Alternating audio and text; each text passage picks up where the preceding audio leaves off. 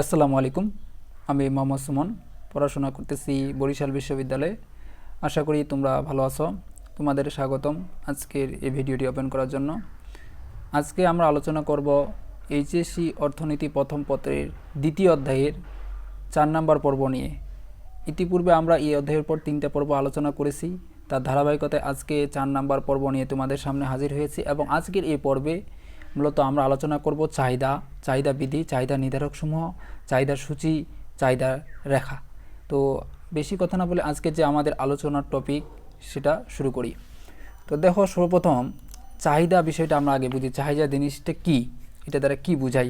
আগে নর্মাল জিনিসটা অর্থটা বুঝি। চাহিদা দ্বারা সাধারণত নর্মালি আমরা যে জিনিসটা বুঝে থাকি, কোনো একটা জিনিস পাওয়ার আকাঙ্ক্ষা বা ইচ্ছা। মনে করো আমার কোনো একটা জিনিস দরকার, সেটাকে আমরা চাহিদা হিসাবে অর্থনীতিতে ধরতে পারি। মনে করো আমার একটা কলম দরকার, মনে করো আমার কোনো কিছু একটা খাওয়া দরকার। মানে মোট কথা নর্মাল ভাষায় চাহিদা বলতে কোনো কিছু একটা আমার যে জিনিসটা দরকার সেটা বিভিন্ন দ্রব্য, বস্তু, উপাদান, যাই কিছু হোক, যে কোনো কিছু হতে পারে, সেটাকে চাহিদা বলা হয়। কিন্তু অর্থনীতি ভাষায় চাহিদা ভাষাটা একটু ভিন্ন রকম। তো অর্থনীতি ভাষায় যদি আমরা চাহিদা বলতে যাই, তো চাহিদার সংজ্ঞা অর্থনীতি ভাষায় যেভাবে বলা হবে যে একটি নির্দিষ্ট সময়ে নির্দিষ্ট দামে ক্রেতাগণ, সময়টা কী হবে? নির্দিষ্ট, কোনো একটা নির্দিষ্ট সময়ে এবং নির্দিষ্ট দাম থাকবে। দামটা কিন্তু একটা নির্দিষ্ট হবে যে কত দামে সেটা কিনতেছি। নির্দিষ্ট দামে ক্রেতাগণ কোনো দ্রব্যের যে পরিমাণ ক্রয় করে বা ক্রয় করতে প্রস্তুত থাকে তাকে চাহিদা বলে। তো চাহিদার তাহলে সংখ্যাটা কি? চাহিদা হলো কোনো একটি নির্দিষ্ট সময়ে নির্দিষ্ট দামে ক্রেতাগণ কোনো দ্রব্যের যে পরিমাণ ক্রয় করে বা ক্রয় করতে কী থাকে? প্রস্তুত থাকে, তাকে চাহিদা বলা হয়। তার মানে এখানে কি থাকবে, কী কী বিষয় মনে রাখতে হবে? এখানে একটা নির্দিষ্ট সময় থাকবে এবং একটা নির্দিষ্ট দামে। তুমি মনে করো বাজারে গেলা, বাজারে গিয়ে মনে করো তোমাকে 10 কেজি মনে করো আলু কিনে নিয়ে আসতে বললাম, এবং এই আলুর কিন্তু একটা নির্দিষ্ট দাম থাকবে। নির্দিষ্ট দাম বলতে কি, প্রতি কেজি মনে করো আলুর মূল্য তোমার 20 টাকা বা 30 টাকা, কথার কথা বলতেছি। তো এখন কিন্তু ওই জন্য এই সংখ্যাটার সাথে ওইটার মিল হয়েছে। দেখো, কোনো একটি নির্দিষ্ট সময় মনে করো তুমি বিকালে গেলা, নির্দিষ্ট দাম মনে করো 20 টাকা কেজি ধরে নির্দিষ্ট দামে ক্রেতাগণ কোনো দ্রব্যে যে পরিমাণ ক্রয় করে বা ক্রয় করতে বসে থাকে, মানে যতটুকু পরিমাণ, মনে করো তুমি 10 কেজি কিনবা না 15 কেজি কিনবা না 20 কেজি কিনবা, এই যে মানে কিনবা বা কিনতে তোমার দরকার, প্রয়োজন বা প্রস্তুত তুমি, সেটাকে মূলত চাহিদা বলা হয়। তো এখন চাহিদা হওয়ার জন্য শর্ত কিন্তু 3টা লাগবে। তো কী কী শর্তগুলো লাগবে? মানে এই শর্তগুলো যদি ফিল আপ না হয় তাহলে কিন্তু সেটা চাহিদা বলা যাবে না। মানে এগুলো মাস্ট বি তোমার থাকতেই হবে। যেমন কোনো কিছু বিষয়ের জন্য কিছু শর্ত থাকে, যে শর্তগুলো পূরণ না করলে সেই বিষয়টা আমরা পাবো না। মনে করো যে কোনো তোমাদের সংগঠন বা যে কোনো বিষয় থাকে, ওইটা কিন্তু কিছু শর্ত দেওয়া থাকে। ঠিক তেমনিভাবে চাহিদা হওয়ার জন্য কিছু শর্ত রয়েছে। তো শর্তগুলো কী কী দেখো। প্রথমে 1 নম্বর যে শর্তটা, কোনো দ্রব্য পাওয়ার আকাঙ্ক্ষা। মানে সর্বপ্রথম যে শর্তটা হলো কোনো দ্রব্য পাওয়ার একটা আকাঙ্ক্ষা থাকতে হবে। মনে করো তুমি এই দ্রব্যটা নিবা, মনে করো একটু আগে যে বললাম আলু তোমার মনে করো প্রয়োজন, এখন ওই দ্রব্যটা পাওয়ার সর্বপ্রথম তোমার আকাঙ্ক্ষা লাগবে যে না, আমার আলু নিতে হবে। এরকম কোনো দ্রব্য প্রথমে পাওয়ার আকাঙ্ক্ষা থাকতে হবে। তারপর 2 নম্বরে যে বিষয়টা রয়েছে সেটা হলো সেই দ্রব্য ক্রয়ের জন্য প্রয়োজনীয় অর্থ। মনে করো তুমি সেই দ্রব্যটা নেওয়ার জন্য একটা আকাঙ্ক্ষা করলা বা আগ্রহ প্রকাশ করলে, না আমার এই দ্রব্যটার দরকার, আমাকে এটা নিতে হবে। বা একটা সাইকেল, মনে করো কথার কথা তোমার একটা মনে করো বাইক দরকার, এখন তুমি বাইকটা দেখলা, দেখে যে মনে হলো, মনের মধ্যে একটা আগ্রহ সৃষ্টি করলা, না এই বাইকটা আমার নেওয়া উচিত, নেওয়া দরকার, তো করলা, এটা গেল, একটা শর্ত পূরণ হলো। 2 নম্বর শর্ত হলো সেটা ক্রয়ের জন্য তোমার আবার প্রয়োজনীয় অর্থ লাগবে। তুমি বাইকটা দেখলা, ঠিক আছে, কিন্তু এখন ওর জন্য প্রয়োজনীয় ওইটা কেনার জন্য তোমার হাতে টাকা নাই, তাহলে কিন্তু হবে না। ওইটার জন্য প্রয়োজনীয় যে অর্থ বা ক্ষমতা রয়েছে সেটা কেনার, তোমার সেটা আবার থাকতে হবে। 3 নম্বরের যে শর্ত সেটা হলো দ্রব্যটি ক্রয়ের জন্য অর্থ ব্যয়ের ইচ্ছা। এখন এই দ্রব্যটা তুমি মনে করো দেখলা, ঠিক আছে, তোমার পছন্দ হইলা, ঠিক আছে, তোমার টাকাও আছে, ঠিক আছে, কিন্তু এখন তুমি আবার কি করলা, ওই দ্রব্যটা দিয়ে একটা বাইক না কিনে একটা সাইকেল কিনে নিয়ে আসলা। তো এরকমটা হবে না। তোমার অর্থ ব্যয়ের মনে করো ইচ্ছা নাই, অর্থ ব্যয়ের আবার কি থাকবে? ইচ্ছা থাকতে হবে। ইচ্ছা যদি আবার না থাকে তাহলে সেটা আমরা চাহিদা বলতে পারবো না। তো দেখো, তাহলে আশা করি চাহিদার নর্মাল বিষয়টা বোঝা গেছে। চাহিদা দ্বারা মানে অর্থনীতিতে কি বোঝায়, অর্থাৎ চাহিদা হলো কোনো একটি নির্দিষ্ট সময়ে নির্দিষ্ট দামে ক্রেতাগণ কোনো দ্রব্যে যে পরিমাণ ক্রয় করে বা ক্রয় করতে প্রস্তুত থাকে, সেটাকে মূলত চাহিদা বলা হয়। এরপর দেখো চাহিদা বিধি। চাহিদা বিধি বলতে কি, চাহিদার নীতি মনে করো এক কথায় বলতে, অর্থাৎ চাহিদা কি বিষয়ের উপর প্রেক্ষাপটে চলে, মানে চাহিদার কি নিয়ম রয়েছে, কোনটাকে ইঙ্গিত মানে নির্ভর করে সে মূলত চলতেছে চাহিদাটা। তো সেটা দেখো কোন অন্যান্য বিষয় বলতে দাম, আয়, রুচি, অভ্যাস, এইগুলোকে বোঝানো হয়েছে। এগুলো কিন্তু চাহিদা নির্ধারকগুলো। অন্যান্য বিষয় বলতে মূলত চাহিদা যে নির্ধারকগুলো আছে এগুলোকে ইঙ্গিত করতেছে। তো অন্যান্য বিষয় অপরিবর্তিত থেকে কোনো দ্রব্যের দাম হ্রাস পেলে, এই কথাটা খুব ভালো করে জানতে হবে, দ্রব্যের দাম যদি হ্রাস পায়, অর্থাৎ দাম কমে গেলে চাহিদা বৃদ্ধি পায়, চাহিদা বেড়ে যাবে। আবার দাম বৃদ্ধি পেলে চাহিদা কী হবে, হ্রাস পেয়ে যায়। ও দাম ও চাহিদার মধ্যে এই যে বিপরীতমুখী সম্পর্ক, সেটাকে মূলত চাহিদা বিধি বলে। তো নর্মাল এটা কিন্তু এমনিতেও এটা বোঝা যায় জিনিসটা, এটা চাহিদা বিধি, এটাতে মুখস্থ করতে হবে এরকমটা না। দেখো নর্মাল কীভাবে এটা বোঝা যায়, মনে করো তোমার আগে তুমি যে মনে করো এই আলু কিনতেছিলে, এখন আলুর দাম আগে 20 টাকা দামে ক্রয় করতা, এখন দেখলা যে আলুর দাম 20 টাকা থেকে তোমার 80 টাকা হয়ে গেল। তো এখন আলুর দাম বেড়ে যাওয়ার কারণে তোমার যে আগে তুমি মনে করো প্রতিদিন 2 কেজি করে আলু কিনতে, এখন কি 2 কেজি কিনবা, এখন হাফ কেজি বা তার চেয়ে আরও কম কিন্তু কিনবা। কেন কিনবা, কারণ তখন তোমার টাকার পরিমাণটা বেশি লাগতেছে এই জন্য। তো দাম বৃদ্ধির সাথে সাথে যে চাহিদা রয়েছে, সে চাহিদা কী হলো, আমাদের চাহিদা কমে গেল দাম বৃদ্ধি পালে। আর দাম যদি কমে যায়, মনে করো আলুর দাম তোমার 20 টাকা ছিল আগে, 20 টাকা থেকে তোমার আলুর দাম কমে আরও 10 টাকা হয়ে গেল। তো এখন আলুর দাম যখন কমে যাবে, তখন আগে 2 কেজি কিনতে, এখন পারলে আরও বেশি কিনবা, 3 কেজি কিনবে। কেন, কারণ এখন বেশি আরও পাওয়া যাচ্ছে, টাকাটা মূল্যটা কমে গেছে। মোট কথা, দাম যদি কোনো দ্রব্যের বৃদ্ধি পায়, আমাদের এমনি থেকে সেই দ্রব্যটা কিন্তু আমরা কম কিনি, কম কেনার চেষ্টা করি, কারণ তখন সেই অনুযায়ী আমরা চাহিদাটা মানে যতটুকু প্রয়োজন ততটুকু না হলেও জাস্ট ওইটা শুধু আমাদের যাতে আমাদের প্রাত্যহিক জীবন পরিচালনা করতে পারি, সেটা দিয়ে এটা চালানোর জন্য যতটুকু দরকার ততটুকুই শুধু নিই, পারলে আরও কম নেওয়ার চেষ্টা করি। তো অর্থাৎ দাম বাড়লে কোনো দ্রব্যের যে আমাদের চাহিদা, সেটা চাহিদা কমে যায়, এবং দাম যদি কমে তাহলে সেই দ্রব্যে আমাদের চাহিদা বৃদ্ধি পায়। অর্থাৎ এটাই মূলত হলো আমাদের চাহিদা বিধি। এই কথাটা মনে রাখতে হবে। অর্থাৎ দামের সাথে চাহিদা তাহলে কীরকম সম্পর্ক হলো, সম্পর্কটা হলো আমাদের বিপরীতমুখী। অর্থাৎ একটার সাথে আরেকটা বিপরীতমুখী, মানে একটা বাড়লে অন্যটা কমে, আর অন্যটা কমলে মনে করো একটা কমে। অর্থাৎ দাম বাড়লে চাহিদা কমে, দাম কমলে চাহিদা বাড়ে, মানে দুইটার সাথে বিপরীতমুখী সম্পর্ক রয়েছে। তো এরপরে দেখো, এরপরে রয়েছে হলো চাহিদা নির্ধারক। অর্থাৎ নির্ধারক বলতে কি, চাহিদা যে যে বিষয়ের উপর নির্ভর করে, মানে যে যে বিষয়গুলোর উপর নির্ভর করে আমাদের চাহিদাটা হয়ে থাকে, কি কি বিষয়ের উপর নির্ভর করে মূলত আমরা এই চাহিদাটা দেখে থাকি, লক্ষ্য করে থাকি। তো দেখো চাহিদা নির্ধারক, যে কোন দ্রব্যের চাহিদা যে সকল বিষয়ের উপর নির্ভর করে তাকে চাহিদা নির্ধারক, যেটা একটু আগে বললাম। তো 1 নম্বর, প্রথমে দ্রব্যের দামের উপর। অবশ্যই দামের উপর চাহিদা নির্ভর করে। কেন, কারণ একটু আগে বললাম, কোনো দ্রব্যের যদি দাম বেড়ে যায় তাহলে চাহিদা কী হয়, চাহিদা কমে যায়। আর যদি দ্রব্যের দাম কমে যায় তখন কী হয়, চাহিদা বেড়ে যায়। তো দামের উপর চাহিদাটা নির্ভর করলো না, অর্থাৎ দামটা বেশি হলে চাহিদাটা মনে করো কমে, দামটা কম হলে চাহিদাটা বাড়ে। তো মূলত দামটার উপরে নির্ভর করতেছে চাহিদা পরিমাণটা বাড়বে না কমবে। এরপরে রয়েছে আরেকটা হলো সম্পর্কিত দ্রব্যের দাম। সম্পর্কিত দ্রব্যের দাম বলতে কি, সম্পর্কিত দ্রব্যের দাম, এখানে 2 ধরনের দ্রব্য মূলত পাওয়া যায় সম্পর্কিত দ্রব্যের ক্ষেত্রে।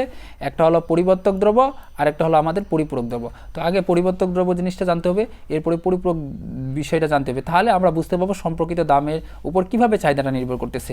তো পরিবর্তক দ্রব্য কোনটা, পরিবর্তক দ্রব্য হলো একটা দ্রব্যের পরিবর্তে যদি অন্য দ্রব্য ব্যবহার করে প্রায় সমান পরিমাণ পাওয়া যায়, তখন সেই দ্রব্য দুটিকে একে অপরে পরিবর্তক দ্রব্য বলা হয়। পরিবর্তক যদি একটু সহজ ভাষায় বলতে যাই, মানে একটার পরিবর্তে তুমি অন্যটা ব্যবহার করতে পারবা। মনে করো চার পরিবর্তে চা না খেয়ে তুমি মনে করো চার কাজ তুমি কফি দিয়ে চালা দিতে পারবা। গুড় মনে করো গুড় আছে, এখন গুড় নাই, কথার কথা, এখন গুড়ের কাজ তুমি কিন্তু চিনি দিয়ে চালা দিতে পারবা।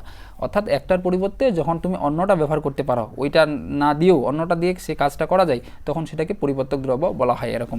আর পরিপূরক দ্রব্য কোনটা, দেখো একটি দ্রব্য ব্যবহার করতে হলে যদি অন্য দ্রব্যের সাহায্য নিতে হয়, তখন সেই দ্রব্য দুটিকে একটি অপরের পরিপূরক বলা হয়। অর্থাৎ মানে পরিপূরক বলতে কি, মানে একটা ছাড়া অন্যটা চলতে পারবে না, মানে এই দুইটা লাগবে। যেমন মনে করো তোমার চা এবং চিনি আছে, তো এখন চা খেতে গেলে তোমার চিনি লাগবে, চিনি ছাড়া কি চা খাওয়া যাবে, সম্ভব না কিন্তু। মানে এটা হলো একটার অন্যটা পরিপূরক। যেমন তোমার একটা সহজ উদাহরণ, মোবাইল সিম কার্ড। এখন তুমি সিম কার্ড এমনিতে রাখছো, মোবাইল নাই, হবে, চলবে না। কিন্তু মোবাইল আছে, সিম কার্ড নাই, হবে না, মানে একটা অন্যটা ছাড়া চলতে পারে না। যখনই এরকমটা আমরা লক্ষ্য করতে পারবো, তখন সেটাকে পরিপূরক দ্রব্য বলা হয়। তো দেখো এখন কি বলছে আমাদের টপিক, কী ছিল, টপিক হলো যে সম্পর্কিত দ্রব্যের দামের উপর কিভাবে তাহলে আমাদের চাহিদা নির্ভর করতেছে। দেখো এখন একটার দামের উপর আরেকটা প্রভাব পড়তেছে না, নাই, মানে একটার দাম মনে কর চায়ের দাম বেড়ে গেলে মানুষ কফির দিকে বেশি ফোকাস দিচ্ছে, এরকম ঠিক তেমনিভাবে এখানে সিমের মনে করো সিমের দাম যদি বেড়ে যায়, তাহলে মোবাইলের পরিমাণটা আমরা অনেক মানুষ কম ব্যবহার করতেছে। বা এখানে মনে করো এই যে চিনির দাম যদি বেড়ে যায়, মনে করো চা মানুষ কম খাচ্ছে। তো এখন দেখো একটার দামের উপর অন্যটা প্রভাব পড়তেছে না, নাই। তো এই জন্য বলছি সম্পর্কিত দ্রব্য যে রয়েছে, এই সম্পর্কিত দ্রব্যের উপর একটা চাহিদা যে রয়েছে সেটার মানে নির্ভর করতেছে। কারণ এই সম্পর্কিত দ্রব্যের দামের উপর, মানে একটা দ্রব্যের দামের কারণে অন্য দ্রব্যের যে চাহিদা রয়েছে সেই চাহিদা পরিমাণটা কিন্তু কমে যাচ্ছে। তো যখনই এটা এরকমটা ঘটতেছে, তখন কিন্তু আমরা সেটাকে সম্পর্কিত দ্রব্য বলি। আর এই কারণে যখন চাহিদার ক্ষেত্রে সেটা ঘটে, তখন সেটা আমরা চাহিদা নির্ধারক হিসাবে গণ্য করি সেই দামটাকে। কেন, কারণ সেই দামটার উপরেই তো মূলত চাহিদাটা নির্ভর করতেছে। এই যে মনে করো এই দামগুলো, মনে করো চিনির দাম বা এখানে কফির দাম, এগুলো। আশা করি বিষয়টা বুঝতে পারছো। যদিও একটু এটা ক্রিটিক্যাল, তবে একটু ভালো করে আরেকবার পোস্ট করে পারলে এটা ব্যাক হয়ে আরেকবার শোনো, তাহলে ইজিলি জিনিসটা বুঝতে পারবা। তারপরে যদি কারো কোনো সমস্যা হয় আমাকে জানাবা, আমি চেষ্টা করব সেগুলো সমাধান দেওয়ার। তো এরপরে আমাদের নির্ধারকগুলোর মধ্যে যেগুলো রয়েছে দেখি। এরপরে আমরা নির্ধারকগুলোর মধ্যে আরও কয়েকটা আছে, আমাদের এই বিষয়গুলো জানতে হবে। সেটা হলো কি আয়ের ক্ষেত্রে কিভাবে নির্ভর করে, দেখো আয়ের মানে চাহিদা কিভাবে আয়ের উপর নির্ভর করতেছে। নর্মাল বিষয়, কিন্তু আয়ের উপর কীভাবে নির্ভর করে, কারণ তোমার আগে আয় ছিল মনে করো 100 টাকা, তখন 100 টাকা তুমি যে পরিমাণ দ্রব্য কি মানে ক্রয় করতা, এখন আয় হয়েছে তোমার 200 টাকা।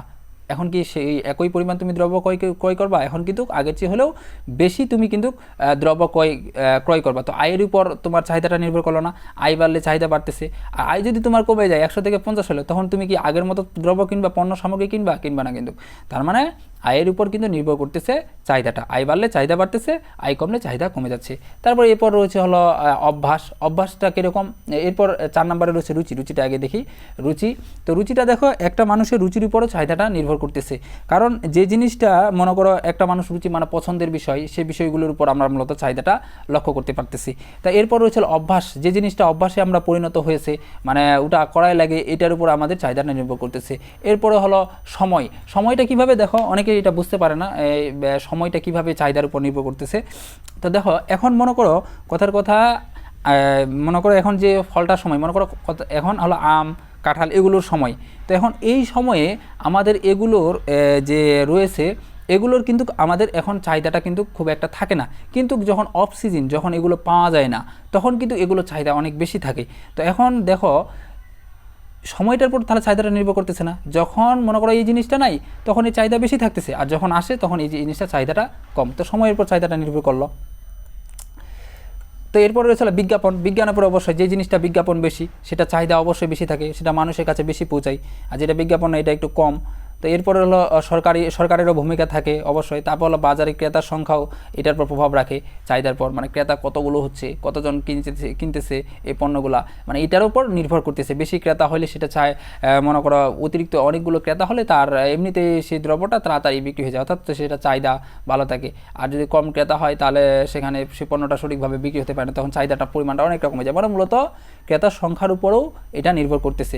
এরকম আরও অনেকগুলো নির্ধারক আছে যে বিষয়গুলোর উপর মূলত চাহিদা নির্ভর করতেছে। তবে এখানে যেগুলো দেওয়া হয়েছে এগুলো বেশি ইম্পর্টেন্ট বলে এগুলো এখানে দেওয়া হয়েছে। এরপরে আমরা যেটা জানবো সেটা হলো চাহিদা সূচি কি, দেখো বিভিন্ন দামে কোনো দ্রব্যের চাহিদা যে সূচিতে দেখানো হয় তাকে চাহিদা সূচি বলা, অর্থাৎ বিভিন্ন দামে যে চাহিদার বিভিন্ন ধরনের পরিমাণগুলো যেগুলো দেখানো হয় মূলত এগুলোকে চাহিদা সূচি বলা হয়। তো দাম যখন দেখো, দাম যেমন 10 টাকা তখন হলো চাহিদা পরিমাণ 100, দাম যখন 20 তখন চাহিদার পরিমাণ 80, দাম যখন 30 তখন চাহিদার পরিমাণ হলো 60, দাম যখন 40 তখন চাহিদার পরিমাণ হলো 40। এবং এখানে সংমিশ্রণ মানে বিন্দুগুলো দিয়ে দিছে ABCD, এভাবে তোমার পরীক্ষায় দিয়ে দিবে। বিন্দুগুলো দিতেও পারে, না দিলে তোমার নিজের মতো দিয়ে দিতে হবে। তবে দাম এবং চাহিদার যে পরিমাণটা রয়েছে QDD, কোয়ান্টিটি অফ ডিমান্ড, এই দুইটা কিন্তু মানগুলো দিয়ে দিবে। এখন তোমার কি করতে হবে, এই চাহিদা সূচি থেকে তোমার চাহিদা রেখা কিন্তু অঙ্কন করতে বলে, এটা অঙ্কন করতে হবে। তো চাহিদা রেখা জিনিসটা কি, এই সংজ্ঞাটা কিন্তু জানতে হবে, চাহিদা সূচির সংজ্ঞা এবং চাহিদা রেখার সংজ্ঞা। চাহিদা রেখা হলো চাহিদার বিধির জ্যামিতিক প্রকাশকে, চাহিদা বিধি যেটা রয়েছে আমাদের ওইটা জ্যামিতিক প্রকাশকে চাহিদা রেখা বলা হয়। অর্থাৎ চাহিদা বিধি যেটা রয়েছে, দাম বাড়লে যে চাহিদা কমে, দাম কমলে যে চাহিদা বাড়ে, এটার যে একটা জ্যামিতিক প্রকাশ মানে চিত্রের মাধ্যমে যেটা দেখা, সেটাকে মূলত চাহিদা রেখা বলা হয়। তো এটা কিভাবে অঙ্কন করবা, দেখো মানে আগের মতোই একবারে পুরোপুরি একই। যে মূলত আগের চিত্রগুলো ভালো করে বুঝছে না তার জন্য আমার মনে হয় কোনো প্রবলেম হবে না। এই যে ক্রমশ সমান প্রান্তিক উপযোগ বিধিতে আলোচনা করলাম এই অধ্যায়ে, তারপর প্রথম অধ্যায়ে যে উৎপাদন সম্ভাবনা রেখাটা অঙ্কন করছি ওই একই, মানে একটুও ভিন্নতা নাই। এখানে যে আরও নতুন করে কোনো কিছু চিত্রে সংযোজন হবে তা না, মানে পুরোপুরি একই। জাস্ট শুধু কি কোনটা ক্ষেত্রে পার্থক্য হবে, দেখো এখানে আমরা শুধু লম্ব অক্ষে একটা জিনিস নিব, সেটা হলো দাম। লম্ব অক্ষে কিসে পরিমাণ নিব, লম্ব অক্ষে নিব হলো দাম, আর ভূমি অক্ষে এখানে দেওয়া আছে, এই যে পি দেওয়া আছে। আর ভূমি অক্ষে নিব আমাদের এই যে QDD যে মানগুলো রয়েছে, কোয়ান্টিটি অফ ডিমান্ড, এই চাহিদার যে মানগুলো রয়েছে সেই মানগুলো আমরা নেব। এখন দেখো আমাদের এই যে পি প্রাইস দাম যে রয়েছে, দাম সর্বনিম্ন কত আছে 10 টাকা, সর্বোচ্চ কত আছে 40 টাকা পর্যন্ত আছে। তো এখন আমাদের এখানে তাহলে দামগুলো যদি আমরা 10 করে ধরি তাহলে কিন্তু ইজিলি কিন্তু হয়ে যাচ্ছে। এখন 10 করে ধরবো প্রত্যেকটা বিন্দু, আর এই যে একটা বিন্দুগুলো প্রথমে এইভাবে একটা মানে 90 ডিগ্রি কোণ মতো রেখা অঙ্কন করব। অঙ্কন করার পর তারপর এই যে বিন্দুগুলো আমরা নেব, এটা কিন্তু প্রত্যেকটা দূরত্ব কী হবে, সমান হবে। দূরত্বগুলো কিন্তু অলওয়েজ আমরা কি করব, সমান নেওয়ার চেষ্টা করব। মানে একটা থেকে আরেকটা দূরত্ব, অনেকে দূরত্বগুলো কিন্তু সমান নেয় না। এটা স্কেল দিয়ে সুন্দর করে বসাবা। স্কেলটা বসালে প্রত্যেক সেন্টিমিটার 1 2 করে তোমাদের ছোটো স্কেলগুলোতে লেখা থাকে, তো ওইগুলোতে জাস্ট একটা করে বিন্দু দিয়ে দিবা। তো এরকম আমরা বসাবো। স্কেলটা বসানোর পর এইভাবে 10, তোমাদের কিন্তু পরীক্ষায় কিন্তু গ্রাফ নাও দিতে পারে। এখন গ্রাফ না দিলে এভাবে কিন্তু চিত্রটা অঙ্কন করতে হবে। 10, তারপর 20, তারপর আছে 30, তারপর আছে 40, এরপর আমরা 50 পর্যন্ত নিলাম। এখন এই যে প্রত্যেকটা ঘরের যে ব্যবধানগুলা, এই ব্যবধানগুলো কিন্তু সমান হতে হবে। এটা খুব সুন্দর করে মাথায় রাখিও। এটা কিন্তু অনেকে ভুল করে, এই ব্যবধানগুলো, এটা থেকে এই বিন্দু যে দূরত্ব, এই বিন্দু থেকে এই বিন্দুর দূরত্ব একই, এই বিন্দু থেকে আবার এই বিন্দু দূরত্ব একই, মানে প্রত্যেকটার ব্যবধানের দূরত্বগুলো একই হবে। ঠিক তেমনিভাবে একইভাবে ভূমি অক্ষে যে আছে, ওই ভূমি অক্ষও একই, পুরাপুরি উপরের মতো একই। এখানে জাস্ট আমাদের কত আছে, শূন্যতে সর্বনিম্ন কত আছে 40, সর্বোচ্চ আছে 100।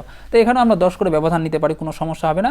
কিন্তু 10 করে ব্যবধান নিলে কি একটা প্রবলেম হবে, যে আমাদের গ্রাফটা অনেক বড় অঙ্কন করতে হবে, এটাই। তাছাড়া অন্য কোনো সমস্যা নেই। তবে আমরা এমনভাবে চেষ্টা করব যেন সৌন্দর্য থাকে। তো এই জন্য আমরা 20 করে যদি ব্যবধান নিই তাহলে খুব ভালো হয়। তো 20 করে নিলাম। প্রথমে এই যে 20, তারপর হলো 40, তারপর হলো 60, তারপর হলো 80, এরপরে হলো 100 হয়ে গেল। আমাদের 100 পর্যন্ত আছে, 100 হয়ে গেল বিন্দুগুলা।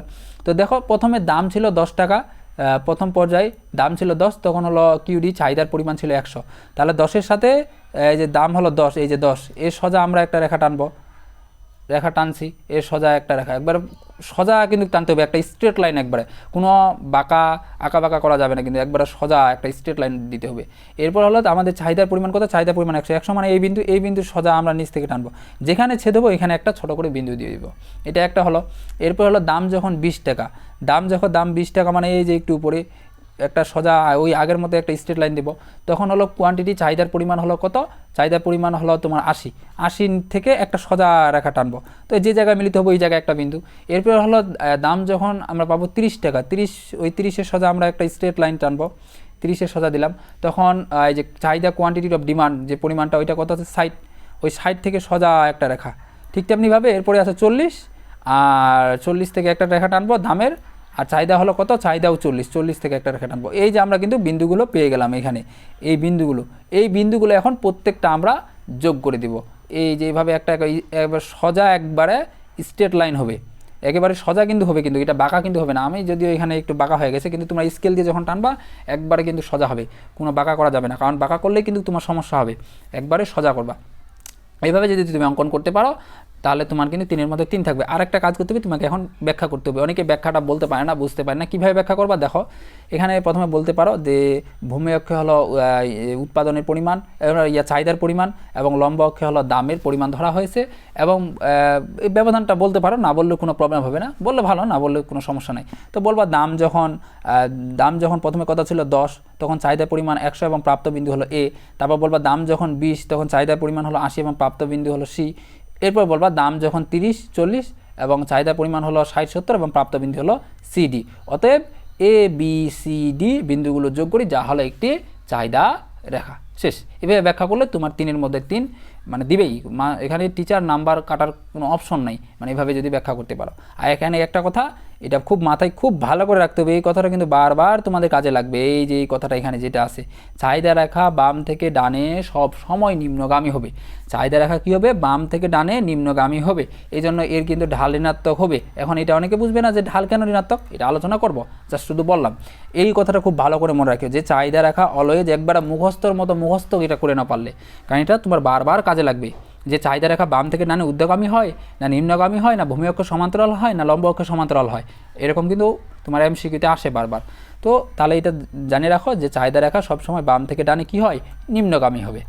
তো আজকে মূলত আমরা এখান পর্যন্ত আলোচনা করব। এই পরবর্তীতে আমরা চাহিদার আরও কিছু বিষয় রয়েছে, এই বাকি কথাগুলো আমরা পরবর্তী পর্বে আলোচনা করব। তো আজকের এই পর্বটা এখানে শেষ করতেছি। সবাই ভালো থাকবা, সুস্থ থাকবা। আসসালামু আলাইকুম।